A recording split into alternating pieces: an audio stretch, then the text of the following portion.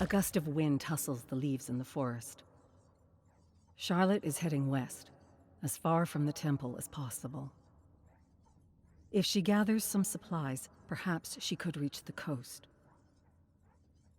Her mother once told her about a dream she had of sailing west across the ocean, to another world.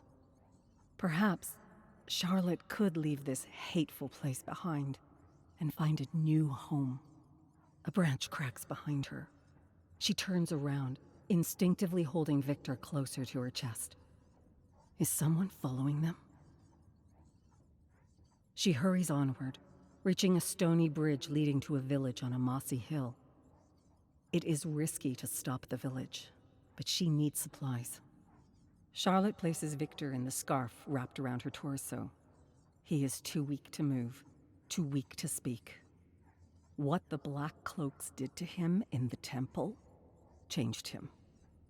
To build his strength back, she needs to get some food and medicine. Walking down the village's narrow streets, she reaches the market. Her mother taught her how to get what she needed from a vendor's stall. Distract them and only take what you can carry. Leave before you are noticed. Better to be safe than captured. She spots a vendor selling herbs and ointments.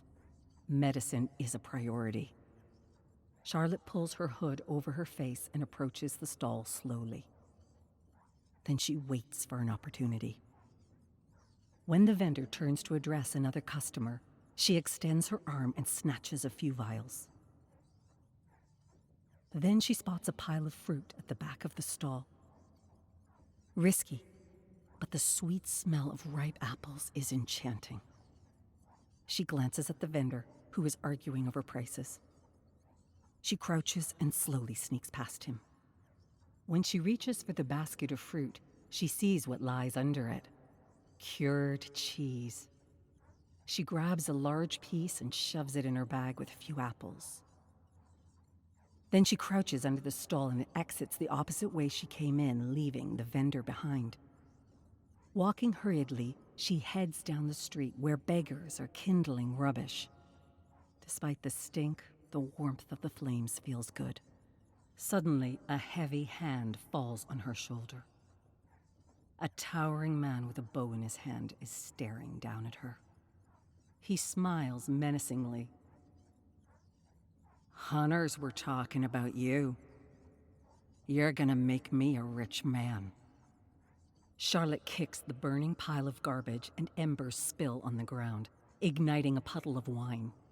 Panic spreads faster than flames as several villagers push the beggars who are trying to stamp out the fire.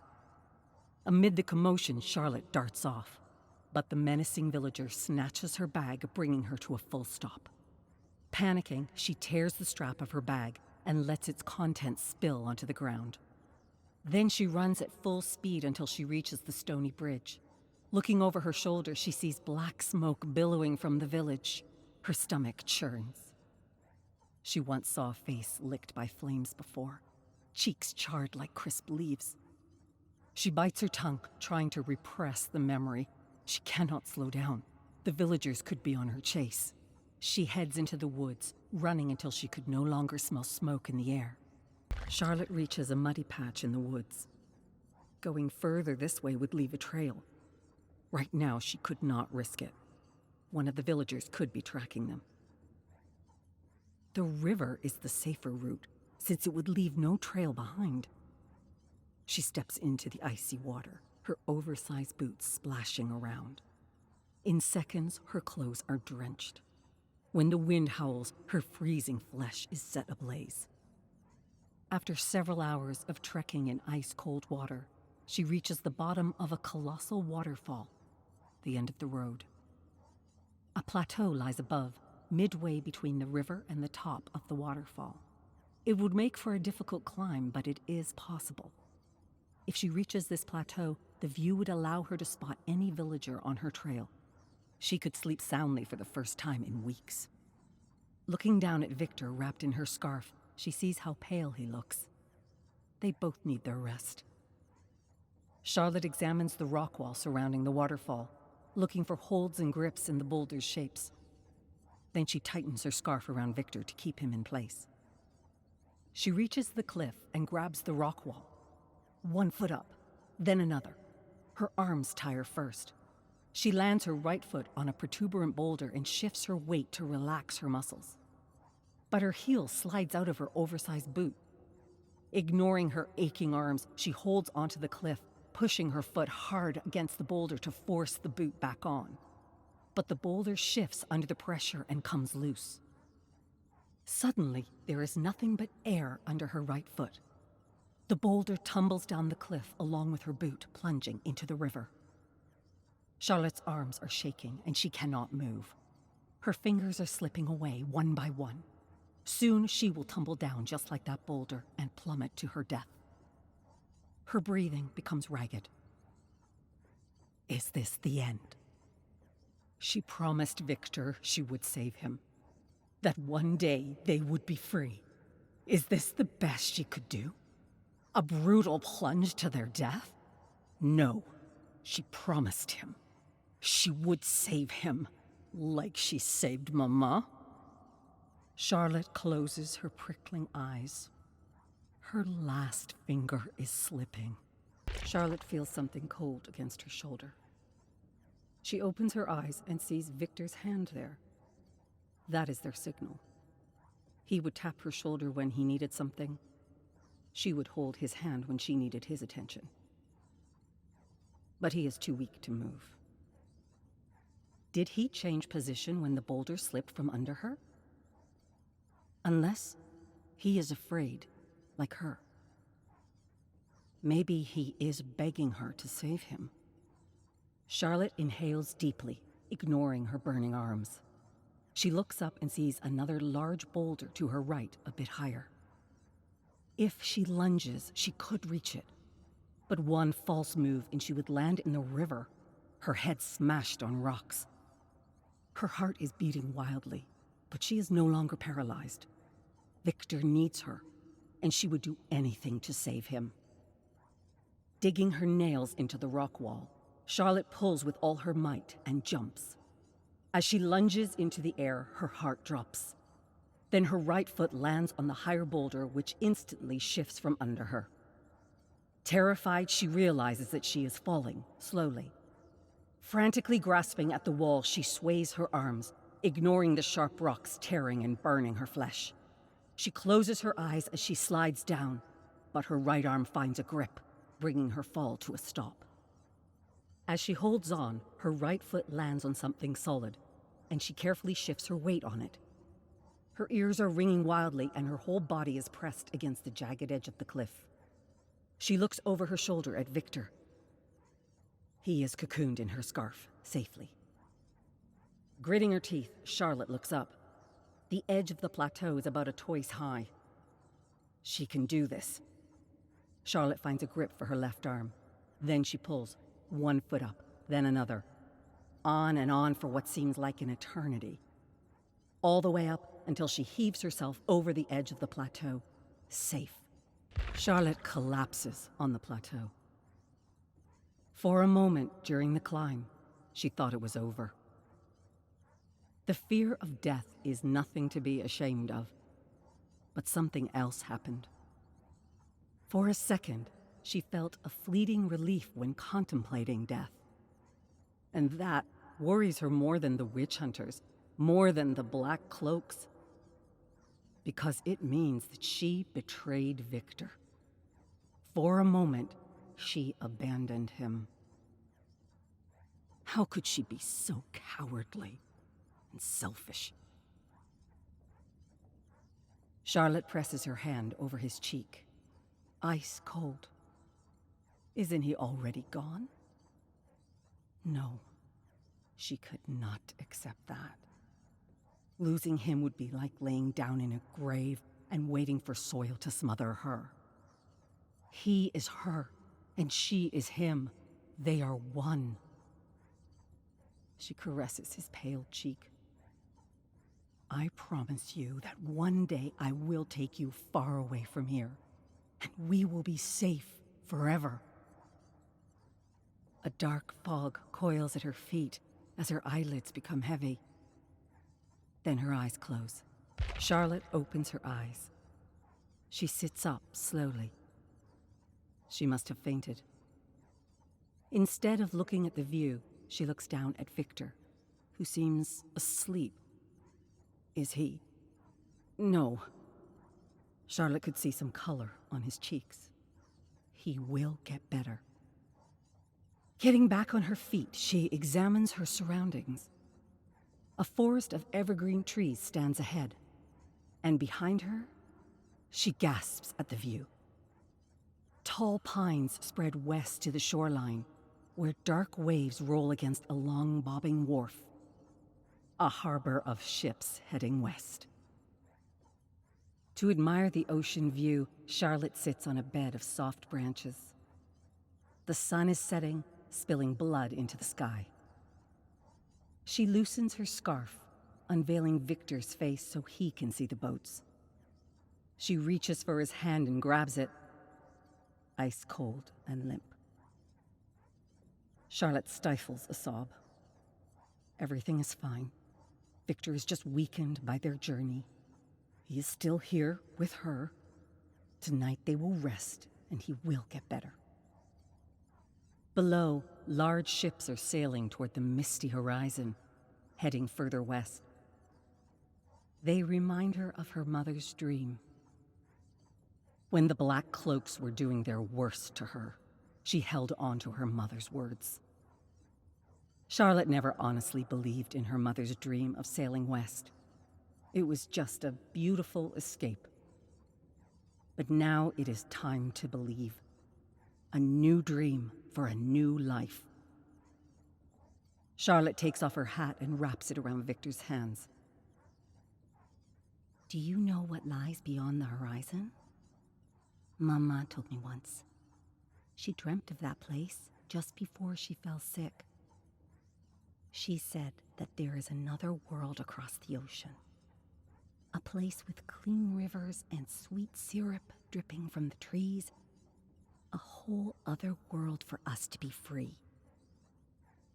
Do you see that big ship below? No answer. Maybe Victor is afraid of dreaming aloud. Some dreams are too delicate to be spoken, but not hers. Charlotte brushes off a drop of rain from Victor's pale brow. Everything will be all right, Victor. Just imagine the voyage with me. One day, we will sail far away from here. We would sleep in a bed made of ropes suspended in the air. Each rolling wave would swing our bed from side to side, lulling us to sleep. After a few weeks, we'd reach land. Then we would find a little house by a creek. In the morning, we would work in a field of golden crops.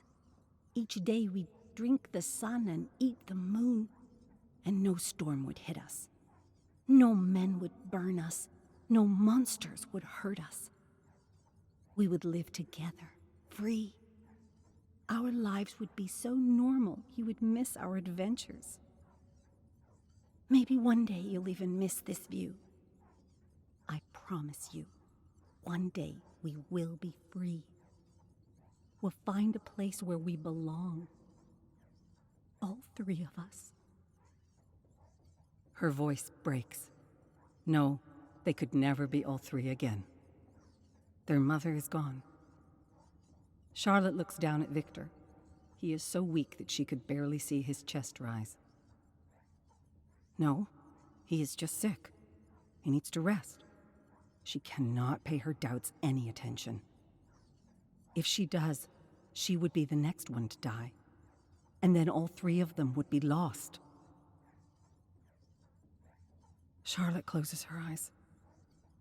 She can almost feel the lush leaves brushing against her legs as she runs through an open field. Victor is laughing in her arms. They are far away from here. Cold winds howl against the cliff like hungry beasts. A songbird wakes Charlotte. She opens her eyes, feeling every inch of her body protesting in pain. Her throat feels coated in sand. Her temples throb. She feels sick. She looks down at Victor, who got paler overnight. Her fingers curl into a fist. How is she supposed to take care of her brother when her own mother failed? Charlotte feels so lost without her. Looking up, she spots the singing bird, a little sparrow. Images flash through her mind, soft feathers, sharp claws, and a delicate neck in her hands. Blood dripping from her brow as black cloaks beat her, until she wrapped her hands around the sparrow's neck and twisted. They forced her to do monstrous things. But she is no monster. Yet she was treated as one. And why? Because Victor is part of her, and she is part of him. They are one, united by blood and bone. They cry double the tears when hurt. They laugh twice over when glad. And even in their darkest moments, they are never alone. Side by side, forever. Who else could say the same?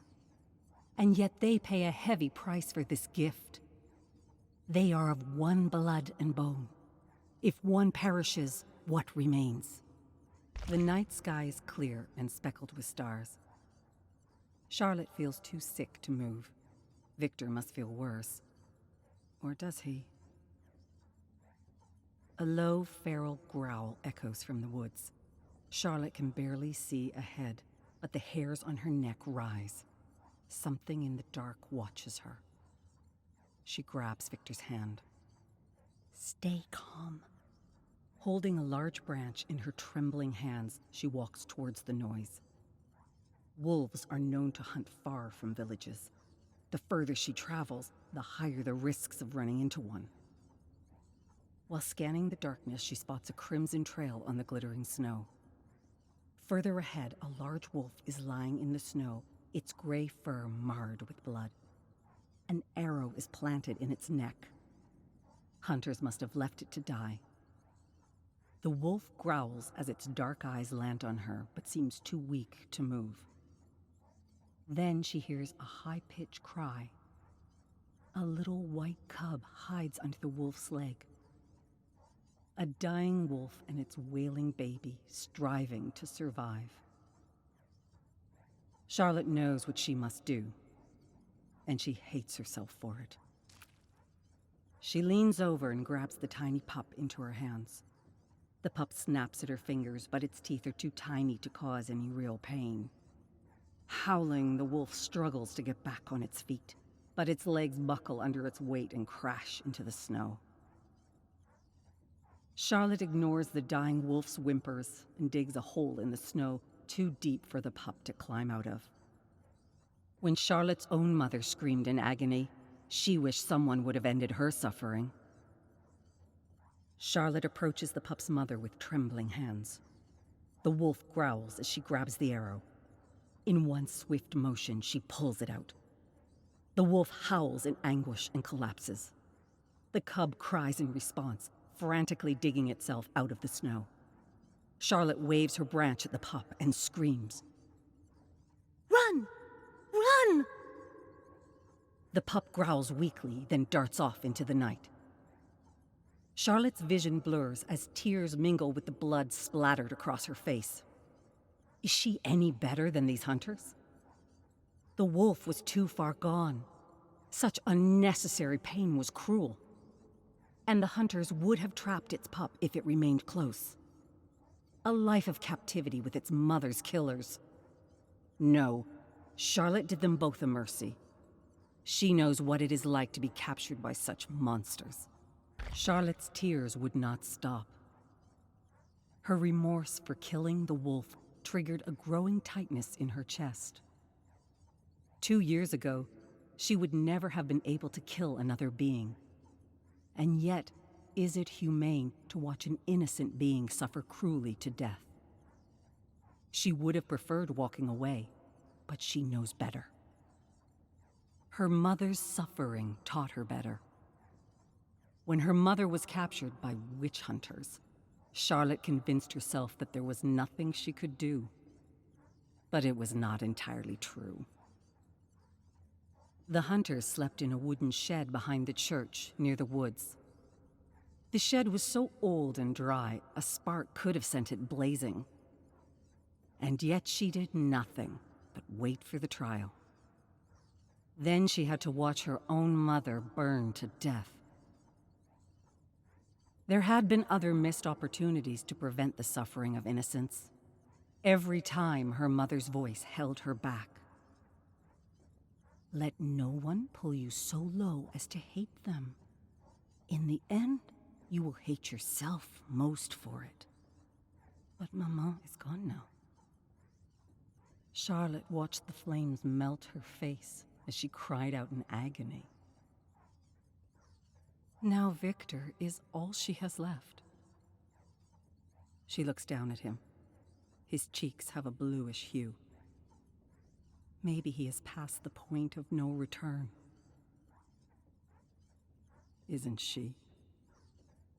No, he will get better. They are one, united by blood and bone. He would never leave her behind. A loud noise wakes Charlotte at dawn. A pile of ashes lies at her feet, the fire long gone. Something cracks behind her. A tall man emerges from the tree line. She remembers him, the villager who tore out her bag at the market. He raises his arm, revealing his bow. Charlotte's heart drops as she sees him draw. Stumbling to her feet, she darts off into the woods. As arrows land beside her, she keeps her eyes fixed on the ground to avoid protuberant roots. Panicking, she rushes her step and her left foot lands on a stump, twisting her ankle awkwardly. She tumbles down to the ground. An arrow lands next to her face, slicing her cheek. Charlotte stifles a scream as she gets back on her feet. Her ankle is throbbing painfully. Then something sharp stabs her leg, and everything slows down. Falling to her knees, she looks down and sees an arrow planted in her calf. A jolt of electricity courses through her. She screams in agony. Panting, she looks down at Victor. His eyes are blank, as if ready for death. She promised him. Charlotte grits her teeth and takes a step forward, dragging her injured leg. The pain is torturous, but she ignores it. Victor needs her. Looking up, she sees a large oak tree perched over a small hill. She could hide there. Every step uphill is an agonizing cycle of tearing and burning. She bites her tongue to stifle her cries, tasting blood. Once at the top, she hides behind the oak tree to catch her breath. But her vision blurs, and she collapses into a pile of dead leaves. The tip of the arrow dug underneath her skin, tearing up her tissues. She presses her palm against her burning wound. So much blood. Her ears are ringing. Nowhere to run. No escape. Sailing to the new world is an impossible dream. A branch cracks behind her. Charlotte caresses Victor's cheek.